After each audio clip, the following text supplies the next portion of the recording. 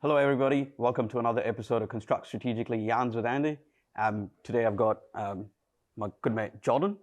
Jordan and I have worked on a couple of projects in the past, and I met Jordan about 3 years ago. 3 or 4 years. Yeah. 3 or 4 years ago. Yeah. Yeah. We were working on a new build apartment project. Yep. Down in Onehunga when we first met. Yes. Yeah. Yep. Yeah. Good times, mate. Can you tell us a bit more about what you do and? Yep. Kia ora, my name's Jordan. Currently work for Ikon Construction as a senior site supervisor / site manager / lead labourer / anything you want me to be. But yeah, that's my current role. Working on the Grays Ave project, and been there about 13 months. How's that going? Yeah, it's going well. I started back in August last year, end of July, and then started with them 8 days later, went into lockdown. Yeah, right. So it was, just starting to get in there. Yeah. And then, after 8 days went into lockdown, and then, spent those first 4 weeks at home. Yeah. Came back a week early for site setup. As you do. And then, ran the structure. Yeah. So it's so there's basically a podium level and then 3 towers. Yeah, right. Building A, 13 levels. Building B, 10 levels. Building C, 13 levels. And that's for Kaingora, right? Yep, Yeah. for KO. Interesting job. Yep, interesting. Yeah. So your speciality is structures, right? Yes, structure, Predominantly and structure. then used to be facade, but more of a structure guy. Yeah. Yeah. So we worked on Beechcroft. Beechcroft. Yeah, Sorry. that one. Slip my mind. I've been working that job for quite a long time. Yeah. And that project had its complexities, right? So from your perspective, as a site manager on that project, Yes. what are the critical challenges that you faced on that project? The way that project was set up originally, we had very, very similar style of project, which are really common now, podiums, retail, and then apartment towers on top. Couple of towers, yeah. Yeah, very common. And we were originally running it where there were 3 different site managers running each tower. Yeah. Sharing resources or stealing resources from each other. Stealing resources? Yeah. That was actually quite a easy structure. Yeah. It was in situ columns, precast shell beams, double T's, and then in situ topping on top of there. So overall, the structure was quite simple. There was a structural steel core, but it was only for single lifts. But that project was significantly late. Yeah. What are your thoughts on why? Because let me ask you a different question. Yeah. Have you ever worked on a project in New Zealand Yes. that's finished on time and under budget? Me, no. But funnily enough, I've only ever worked on build only. Build only? Yeah. So not a design and a build? Never done a DNC. Do you think it'll be different if it's a design and build? Stories say that it is. Stories say that it gets that it's quite easy. Having those consultants under your belt, being able to influence them, and I guess having them accountable to you, and then you're able to put pressure on them to get answers that you need rather than having to go through the normal channels of a project manager client side. So let's talk a little bit about Ikon, right? Yeah. So Ikon do take on a lot of design and build jobs, and recently they've completed the Pacifica. Yep. Dan's done great things in the market, which is awesome. Yep. Yeah. He's picked up a lot of work, and he's delivering work. Quite effectively. Yep. What do you think the secret behind Ikon's success of winning that much work and delivering them quite effectively and efficiently is? Is it because he's picking up design and build jobs? The design and build jobs, will always go better. Yeah. It's definitely like the better model. Mm-hmm. Keeping everything in house, Yeah. and then having those, I guess, the people that know what they're doing the work. It's when you start to branch out and you do these build onlys. Yeah. where you can find, you know, incomplete design, which is a constant problem. Yeah, which is never ends. Every single job, incomplete design, full stop. Yeah. No one out there in that field ever gets anything, you know, where it needs to be, other than, you know, like when you look at, I guess, your what do you call them? Your tier 1 clients. Yeah. Your countdowns, you know, someone that's done something 100 times. Yeah. They know exactly how many nails are being used. It's rinse and repeat for them. Yeah. Exactly. It's a cookie cutter template. They've already set it out. Yep. And it's rinse and repeat for a warehouse countdown. Yep. Exactly. So those guys, you know, if you're doing a build only, you know what I mean? It's completely different to a bespoke building that's never been done before. Yeah. You know, new claddings, new systems, new consultants, whole brand new team. No one's ever worked before together. No one's ever communicated together before. New relationships. So you know, it's difficult when it's build only. Yeah. You know, because the standard of design that's produced. I haven't worked overseas, but in NZ in build onlys is never complete. Never complete. No. And then I mean, like there's what are the key aspects that are missing in the design? Just help me understand what's missing. Well, I mean, the other thing is that, you know, like in, I don't know, maybe the last 10 years, everything is fast-tracked. Yeah. So I think in some circumstances it would work quite well if you were doing a D&C. Yep. You know, basically splitting the project into consents, having your foundations, superstructure. Earthwork, foundation, superstructure, facade. Yeah, exactly. So they cut it all up and then, you know, issue those design packages kind of as and when you need them. So by fast tracking, what they would do is they would take the design phase and they would overlap that with construction to shorten the overall. Yep. But what happens, or what I've seen, is that those drop dead dates aren't being hit, and then the information that's produced is incomplete. So they may, you know, issue you those drawings, but they're not complete in a way that, you know, like in a build only, you know what I mean? We should not be writing RFIs. Oh yeah, no, the RFI war. Yeah. So throw paperwork over the other side. Exactly. Yeah. Or they should be very, very minor.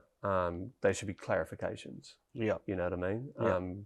Very, very kind of basic stuff, or something that was completely unforeseen. Yeah. You know, but you can have projects run out into, you know, 1,000, 2,000, 3,000 RFIs, which is ridiculous. I actually found that quite interesting, right? I have worked on a number of build only jobs like yourself. I mean, you've only done build only. I've done a few design and build. Combe was one, but that wasn't on time. But never mind. But a build only job. What I've noticed happens is, as a main contractor, you're raising all of these RFIs, which is awesome, right? You send it to the structural engineer, the architect, boom, just keep firing them one after another. Yeah. And how does a design consultant know how to prioritize the RFI in sequence of build?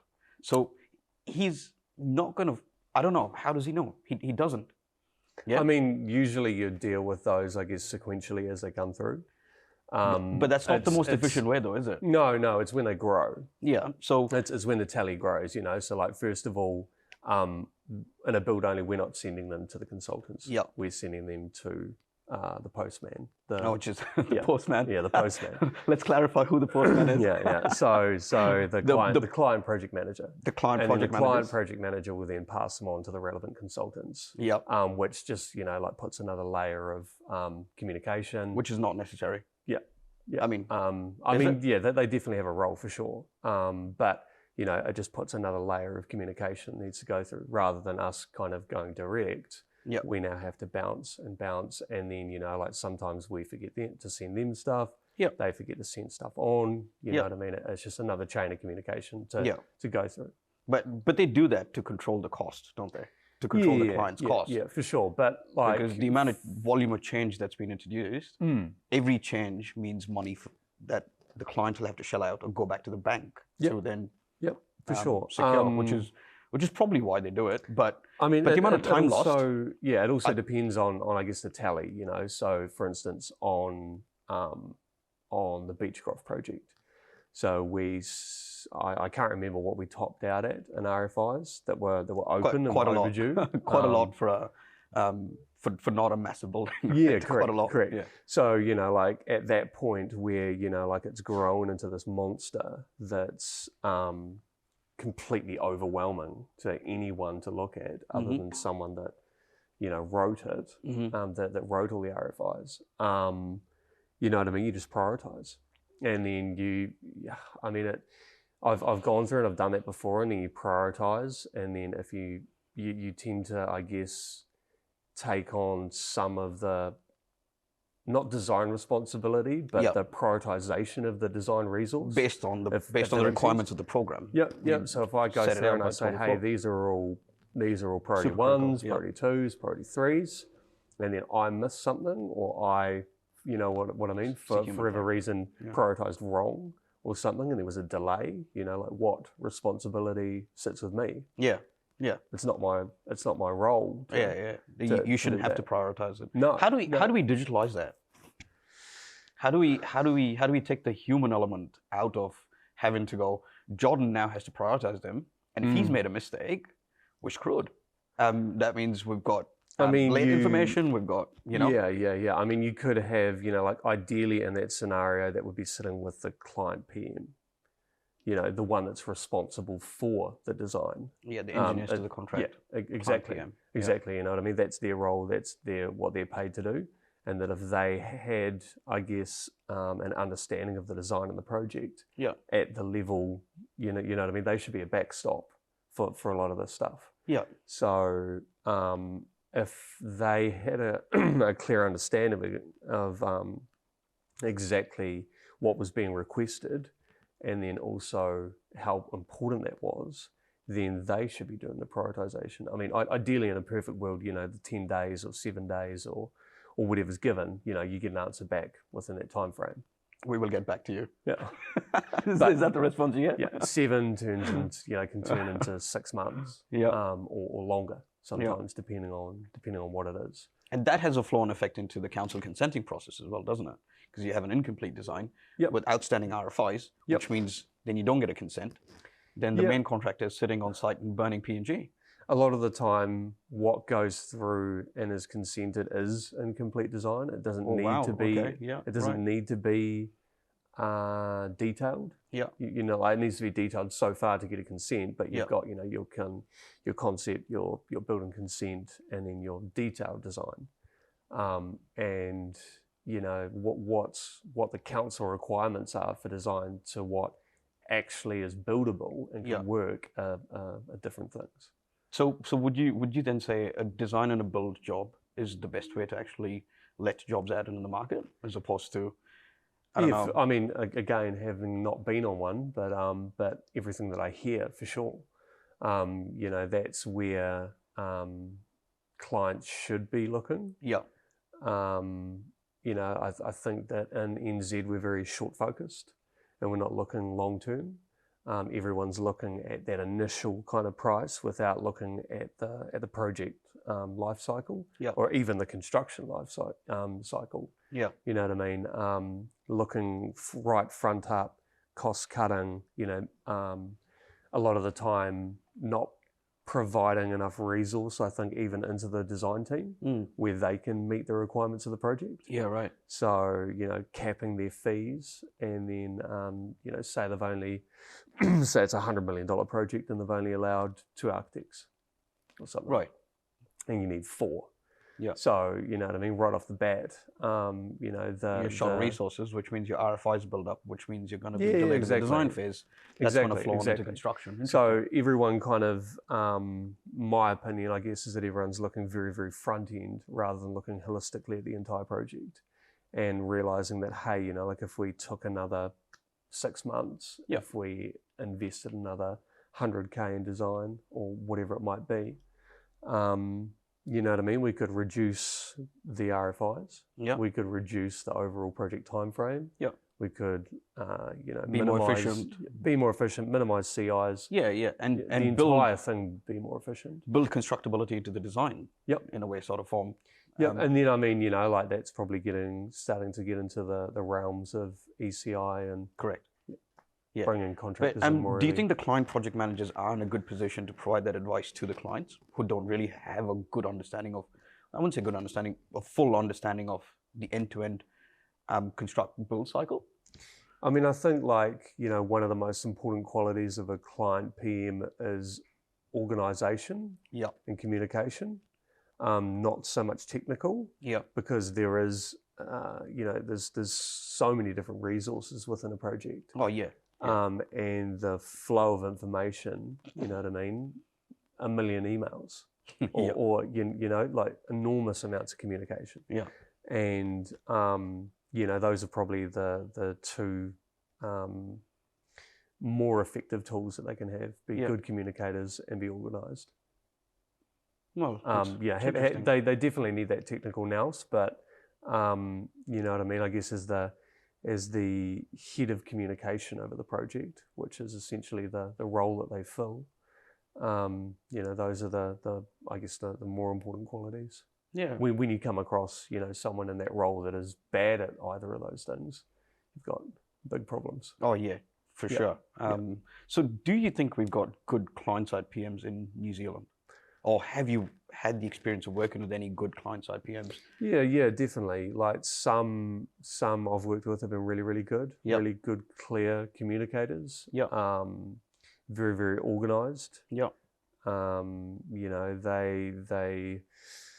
I guess I've worked with ones that are very admin orientated, and very, very good in that sense. And then I've worked with ones that are bad at that, but very what would you say, direct in their approach. So they make it happen, whatever it might be. If you're waiting on something, they're down the throats of the consultants, making it happen. Meeting those deliverables. And meeting that, but then they weren't so good on the admin side. So is that as a holistically, if you look at client side PMs, is that big scope for improvement for us as an industry across New Zealand? Yeah, definitely. I mean, what do you think we can do, anyone can improve. Yeah. What do you think we can change to improve the current system? Are there things that hypothetically, if you were a client side PM, what would you do differently?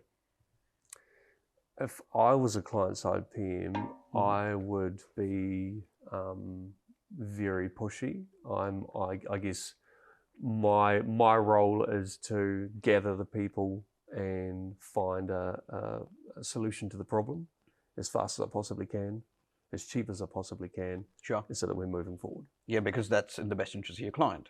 Okay. But where do you think digitalization fits into all of this? We can't keep doing the same thing that we've been doing for the last 100 odd years, right? We've got to evolve. We've got computers today. How do we utilize the tools that we have at our disposal better? I mean, there's a lot of project management software out there. Ikon, Procore. See, I have a problem with the heaps of software out there. Right? So you can't have a million pieces of software on a project and none of them integrated. Right? So you're manually moving data. You're trying to analyze data between 5 different systems. Yes. Doesn't work. Yeah. I've always said we need an integrated data pool where all the software is kind of dump data into a data lake of sorts, where you can then analyze the information to make better data-driven decisions, right? But somehow, we're not. We are taking steps towards that, I believe, but I don't think we're anywhere close to where we need to be. I mean, as an industry. Yeah, there's different ways about how to implement that. You get pushback from some subcontractors. Yeah, you know what I mean. Is one of the faults, I guess, with systems like that, where depending on the size of the contractor that you're dealing with, if you've gone out for a concrete package. That is worth $10 million, paying the Ikon or Procore fees, isn't a major. But if you've gone out, for a door install package, that's only worth 50,000, and you're asking someone to sign up to one of these one of these programs, then you know what I mean. Sometimes you get some pushback from them. Right. On the Beechcroft project, there was one of the contractors there where the project had grown in delays, and his monthly costs that were coming out to pay for Procore were starting to impact his bottom line. Yeah. And he was I mean, I'll tell you, me as a consultant, right? I've got access to Procore. I've got access to about 15 different projects on there. Yeah. I've got access to Ikon, about 8 different projects on Ikon. Yeah. Like, I've got all of these systems that I've got to use because the client's chosen that system. So treat me as a subcontractor, right? Okay, on a project. I've got all of these multiple systems that I've got to use because the client's chosen them, right? But then I'm going let's say as a subcontractor, I'd go, what's in it for me? I'm supporting you as a main contractor, helping you, but then I'm having to do all of this data entry. I'm having to do all of that. Utilize the systems that you enforce upon me. Yeah? Yeah. Oh, I mean, there's But think about it. It's a new system he has to learn. Yeah? And then he goes on to another project, like the $50,000 door supplier. Yeah. He now has to learn a whole new system on a different project. There's a learning cost to it. It's also the amount of information, like I've worked with some subcontractors that had a dedicated dedicated Aconex person. Yeah. You know what I mean? Because they might be, as a subcontractor, they may be across 10, 15, 20, 30 projects. Yeah. And then all of those projects might be on Aconex. Yeah. And then they get copied into that much information. Yeah. That the subcontractor actually had a person that was dedicated to working on Aconex. Yeah. Full time. Yeah. Just to try and, the amount of information that was coming in. Manage the volume of emails from those 20 projects. Like no one, it's all just going to one email. Yeah. And then it was that person's role to basically divvy out the information and send it out to, the relevant parties. I'm confident there's a better way of doing things. But anyways, let's talk a little bit about something that you're very interested in, that you're passionate about. Yes. Sustainable housing. Yes. Give me your views on sustainable housing. Why are you passionate about it? What does sustainable housing actually mean to you? Sustainable housing, I think, is a housing model that starts with design. Yeah. I studied a little bit of it, got quite passionate about it, wrote a couple of papers on it. And my, I guess, kind of overarching view of it is that it starts with design. I really like passive design. Yeah. So, basically... For a layman, what does that mean? So basically, rather than introducing heat pumps and, air conditioning systems, you can actually create a building in a way that, I guess, the building elements would naturally ventilate it. Right. And you overall you reduce your costs for heating, for cooling, everything like that. What would be a good example of a good design? A simple example. A real simple example is basically concrete floors. Yeah. So concrete floors, the density of concrete basically ends up being like a heat bank. Right. So if you have a house, I guess, with north-facing windows. Yeah. During the winter, you can basically colour the concrete and use it as a heat bank. Right. And then throughout the day, the sunlight coming in through that window will heat up the floor. And then the mass of the concrete will basically hold on to that heat. Right. And then slowly release it. And it can be a wall, it can be a floor, it can be multiple other things. You can introduce internal ponds that also help regulate temperature inside a room. Yeah. Other different methods, can be passive ventilation that can either run underneath the house and come up through it so that it'll basically capture the heat and retain the heat. Yep.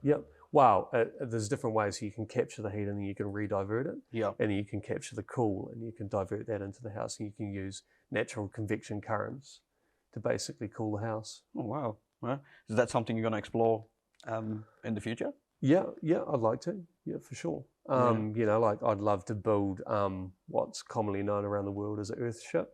An earth ship? An earth ship. What does that mean? So it's basically a house that is, what do you call it? Positive in carbon. Right. Okay. Yep. Yeah.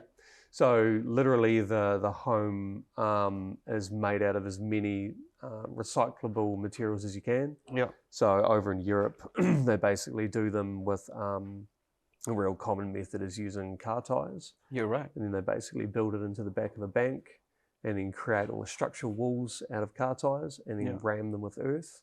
Okay. And then that'll basically build all your walls. Yeah. Run conduit through them for all your services. Yeah. And then you can do green roofs. And that's structurally sound? Car tires and it? It's tested? Yeah, it's hard to see how you get around a few different things. So one of the things that can be quite hard to get around is in New Zealand will be the council. The council? Yeah. So wherever your council is in the country. Yeah, right. So council requirements. Yeah, the engineering that's required. There's also, from what I understand, a lot of other issues around insurance. So insurance companies don't know how to value these homes. It's not like, insurance companies will come through with a tick box, like, does it have 4 walls? Does it have 4 walls? It doesn't have 4 walls. It doesn't have a concrete floor. Does it have this? Yeah. And then, as soon as you kind of get outside of that, where these are as far outside of that as you could possibly get, there's other, I guess, key attributes of them are you're meant to have, I think it's 30% of your floor space is greenhouse. So they basically, they build them into the back of a wall, north facing, with a corridor or a hallway, north facing windows all set at, I don't know what the angle is, 30 degrees or something, captures all the sunlight. And essentially the way that they're set up is that if you have a home that, that they have very good photovoltaic power systems in them. So if you've got a house that collects its own power, collects its own water, grows its own food, how many days a week do you work? It's an interesting question. Yeah. So, I mean, yeah, that would be the dream to one day. Have you ever seen an Earthship, or you? There's a couple of places in Coromandel where they build them and they do little workshops and kind of things like that. But yeah, the most projects are minimum a year, and they're very, very, very labour intensive. Would you live in one? Would I live in one? Yeah, for sure. One day. One day? Yeah, one day, take a year off, build my own home. Build your own home? These hands? Yeah, these hands. Get off the grid? Yeah, something like that. That's a dream, isn't it? And here we are building massive steel and concrete structures. Yeah. And there's alternatives that we should be exploring. Yeah, to be carbon positive. You can definitely, I think you can take a lot of those concepts and apply them to larger buildings for sure. Yeah. Even if it's just step change, it should be built into the design. Yeah, exactly. But there's everything starts with design. No, everything starts with design. Everything. Very, very simple changes. Better, I guess, on larger projects, I guess doing some power generation would be a good one that I haven't seen much. Yeah. Rainwater collection, real basic things like that aren't really, your rainwater collection is probably a low investment. Your power generation is probably starting to get a little bit up there, but looking at that long term, I guess project life cycle, cradle to grave. You can offset some of those costs looking long term. Yeah, for sure. Anyways, mate, it's been great talking to you about, client-side PMs and Earthships. So it's a real interesting conversation. Yeah. Before we wrap up, do you have anything else for me? Any questions? No, not really. Not really. How many more episodes do you got?